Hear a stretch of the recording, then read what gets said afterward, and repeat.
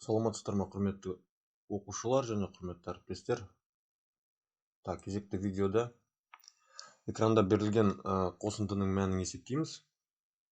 Так, бұндай қосындылар математикада телескопинг сам деп аталады. Жалпы телескопиялық қатарлар деп аталады. Олардың саны шектеулі болуы мүмкін, немесе шексіз болуы мүмкін. Не үшін телескоптық қатар деп айтылатын себебі, ол телескоп деген құрылғының аналогиясымен, яғни ол ұзарып қысқарады, яғни соңғы мүшесі мен бірінші мүшесі бір-біріне жақындайды, соған қатысты солай айтылған. Так, бұндай есептерде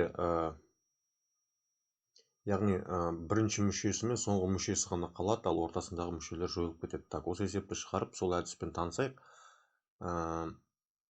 Бізде түбір астындағы өрнектер берілген. Так, түбір асты өрнектен құтылу үшін бізге толық квадратқа келтіру әдісін қолдану қажет бұл жерде. Яғни, егер бізде мысалы екі санның квадраты берілсе, мысалы а квадрат қосылған б квадрат, осыны толық квадратқа дейін толықтыру үшін біз осыған жетіспейтін мүшесін қосамыз. Яғни 2аб-ны қосамыз, және қосынды өзгермеу үшін біз 2аб-ны қайтадан алып тастаймыз. Осы әдіс толық квадратқа толықтыру деп аталады.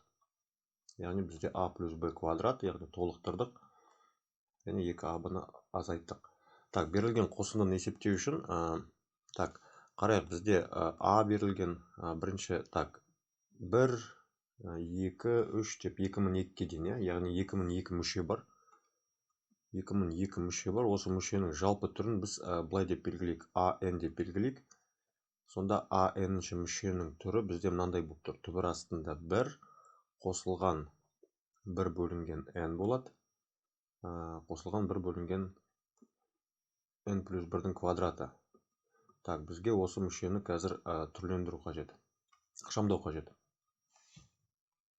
Ол үшін, так, мына жерде бізде n квадрат, Ол үшін алғашқы екі қосылғышты және 1 қосылған 1 бөлінген n квадрат, осыны толық квадратқа дейін толықтырайық. Яғни, қарайық, бізде 1, ол 1-дің квадраты, қосылған 2 көбейтілген 1 бөлінген n болу керек.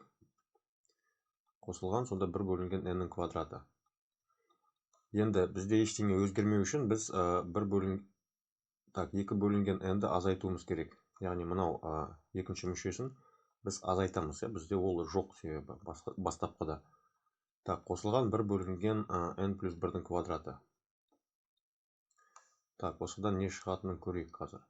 Яғни, біз алғашқы екі қосылғышты толық квадратқа дейін толықтырдық. Сонда бізде мынау жақша неге тең болады? Бұл жақша бізде 1 қосылған 1 бөлінген n-ның квадратына тең болады. Осыған тең болады, Так, және азайтылған 2 бөлінген n бар. Қосылған 1 бөлінген n плюс 1-дің квадраты. Так, осы өрнектің барлығы бізде түбірдің астында тұр.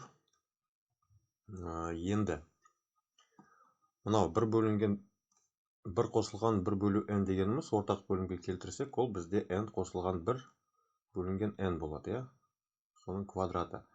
Енді қарайық, бізде азайтылған 2 бөлінген n деп тұр. 2 бөлінген n-ді қалай жазуға болады? 2, так, бұлай деп жазуға болады. Яғни 2 көбейтілген n плюс 1 бөлінген n көбейтілген 1 бөлінген n плюс 1 деп жазуға болады. Түсінікті, яғни n плюс 1 мен n плюс 1 бізде қысқарып кетсе, бізде 2 бөлінген n-ның өзі қалады сонда. Сонда, және үшінші қосылғыш бар, ол плюс, так, плюс 1 бөлінген n плюс 1-дің квадраты. Сонда бұл бізде тағы да толық квадрат болып тұр. Көріп отқанымыздай. Так, мынаның барлығы түбірдің астында. Мына жерде түбірді жалғастырып сызып қояйық. Көріп тұрмыз, сонда а квадрат дегеніміз сол мынау n плюс 1 бөлінген n-ның квадраты, b квадрат деген 1 бөлінген n плюс 1-дің квадраты, және ортасында 2аб. Яғни ештеңе өзгерген жоқ, Сонда бізде бұл өрнек неге тең болды нәтижесінде? n плюс 1 бөлінген n a. Бұл a бізде. Азайтылған 1 бөлінген n плюс 1. Осының квадратына тең болды. Так, осының квадраты деп қояйық. Және түбір. Квадрат түбірінің астында. Сонда түбірден бізде не шығады? n плюс 1 бөлінген n. Азайтылған 1 бөлінген n плюс 1. Так, бұл бізде n-ші мүше. Яғни жалпы мүшесінің формуласы сонда мынаған тең болды. Так, мен келесі бетіне дұрыстап жазып қояйын осыны қайтадан. Яғни a n-ші мүше бізде мынаған тең болды. n плюс 1 бөлінген n азайтылған 1 бөлінген n плюс 1, е? Так, егер оны ары қарай түрлендіретін болсақ, яғни мынау бөлшекті n-ді n-ге бөліп жібереміз, 1 болады.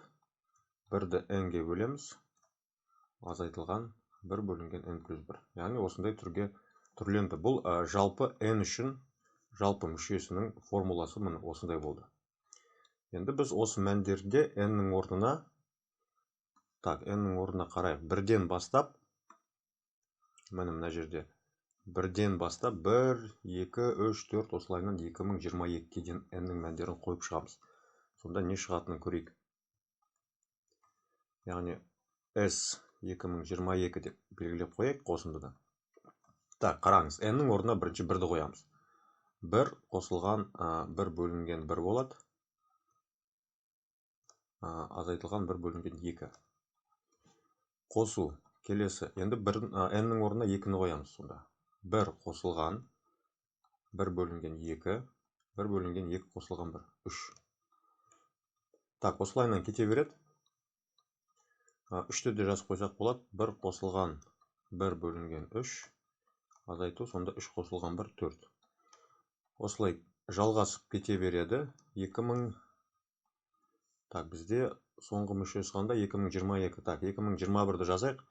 1 қосылған 2021-ден 1. Азайтылған 2022-ден 1 болады сонда. Және қосылған 1 қосылған 2022-ші мүше 2022-ден 1 азайтылған 2023. Так, енді осы жерде бізде қанша жақша бар? Осы жерде бізде 2022 жақша бар, я? 2022 жақшаның ішінде әр қайсысында бірліктер бар.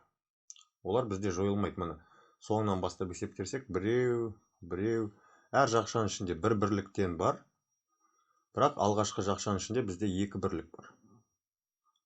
Сонда бізде 2022 бірді қосамыз, сонда 2023 болады.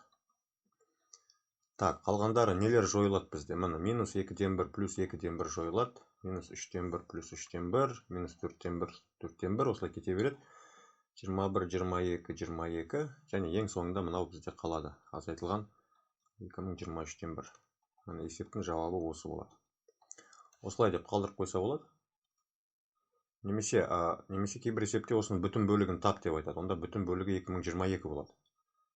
Немесе 2023-тің квадраты азайтылған 1 бөлінген 2023 деп жазып қоюға болады. Так, немесе жоғарғы жағын жіктесек болады квадраттардың айырмасымен. Яғни 2023 азайту 1, 2023 қосу 1. Яғни 2022 көбейту. Так, сыймай қалды мына жерде 2024 бөлінген 2023 деп қалдырып қойса болады. Жалпы міне бізде мынау шығып тұр ғой жауабы. 2023 азайту 2023-тен 1 деген. Так, есеп сіздерге түсінікті болса, ұнаса, онда осы видеоға лайк басып кетуіңізді сұраймын.